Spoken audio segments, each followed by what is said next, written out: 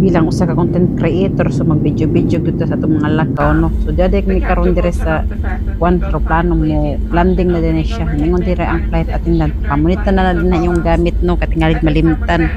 E di na ba ko no pwede mo balik kung naamoy malimtan diha. So pamunita na daw ko na ninyo para ready na kay mo landing na lagi ning eroplano no. So muna yung gipanggambat mo magyon perminti maggambat magyon flight attendant pasapit na mo landing. So dana dai mi nakaabot na dai mi dire nakahawas dai mi sa kuan ka may bagahe no.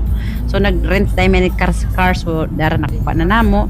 So yan drive na dire nya abot dai mi dire sa muang check-in sa muang istihan dire sa Chicago no.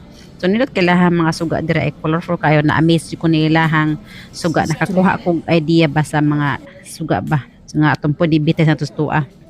So diyan nagwat-wat dai ko dire nga maka kuha mi sa moang susi para makangato mi sa moang room.